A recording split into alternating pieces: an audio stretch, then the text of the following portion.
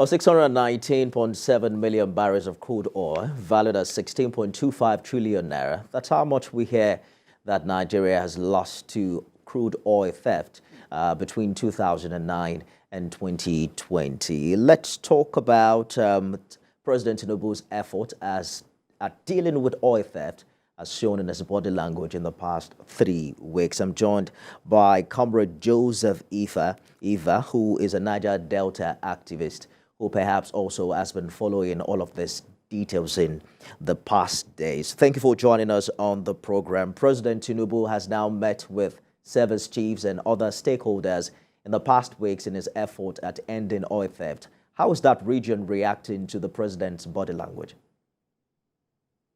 Well, as far as we are concerned, we believe the president's body language will show us something different. We hope that his body language will not betray us. We believe that the body language will continue to prove that the president means well. We believe strongly that the president means well, and we want to make sure that if the president deviates from this very solidarity with the people of Niger Delta, we are going to protest. All right, Mr. Evah, just last week, we heard from former Niger Delta militant Asari Dokubo, who made some huge allegations in this regard. Let's hear him out. The military is at the center of oil theft. And we have to make this, the army and the navy intimidate the civil defense, who are by status the people who are supposed to guard these pipelines. They receive a lot of money from NNPC, PCL, and the IOCs, and just across the corner, you will see a houseboat. A few meters from the houseboat, you will see an oil bunkering refinery or tapping directly from oil well heads. However, according to Mr. Dokubo, 99% of oil theft can be traced to the Nigerian military. Do you agree with him? All sons and daughters of Niger Delta agree with him, because it is in our homeland, and we are seeing the thieves. And apart from that, as Dokubo is saying, he's just confirming all what we know in our homeland over the years. Nigerians sometimes we just, some certain things will happen and we just forget. Former President Obasanjo tried 2 naval officers, 3 admirals, meaning major general. You know that my brother, a major great man, Rear Admiral Bob Manuel, was also arrested. I mobilized our people to kick against that. I told the world at that time that Rear Admiral Bob Manuel cannot steal his own property. The oil belonged to Rear Admiral Bob Manuel. We cannot steal our own property. The oil belongs to Ijaw people, Niger Delta people. So how can Niger Delta people steal their own property? But I'm sure that you've also heard how the Nigerian Navy is reacting to, Dokubo's allegation. They're asking him to come open with the names. Is that something you think the Niger Delta people can produce? He's so petty. He's so petty. I don't know the type of schools we are carrying degrees and all these royal titles of commando and all those type of things. How can you? It's like as if children are playing. How can you come and say, come and identify? I am telling you that Obasanjo identified rear admirals and jailed them in this country.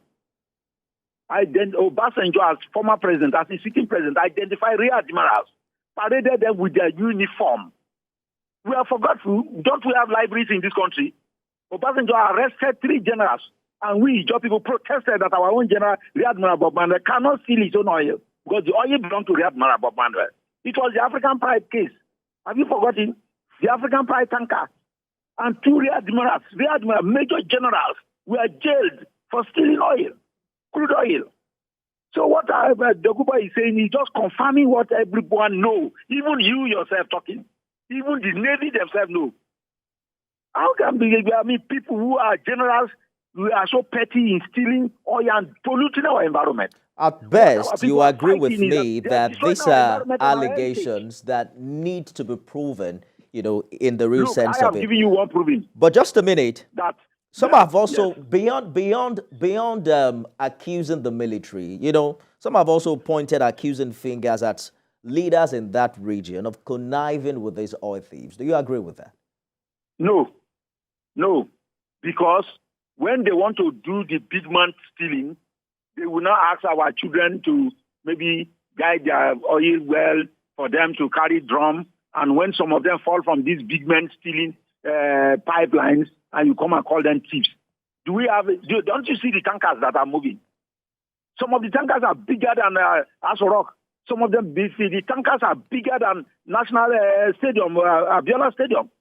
Is it just people who are living inside tents in the forest, in the creek, that are going to acquire ships that are bigger than Abiola Stadium in Abuja or the Eagle Square? What are we saying? Those are things they blackmail us and use military men to come and burn poor women with houses and all that and say they are pursuing thieves. All right, criminals destroying our environment and polluting our environment are these security agents. Indeed. Let's talk about... The group managing director even said it. I hear you, Mr. Evah. The flash victors.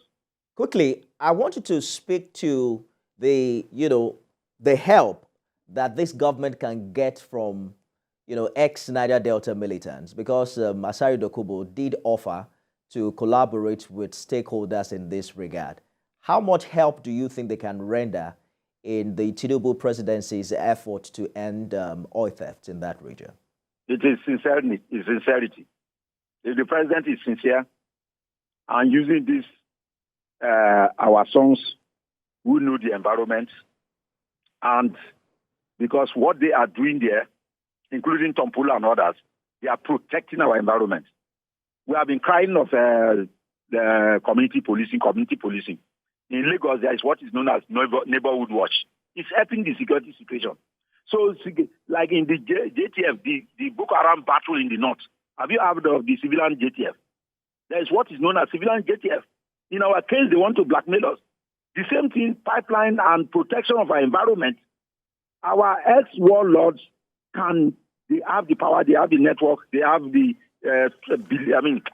support of the people of the region to protect our environment. They are not doing these things because of money.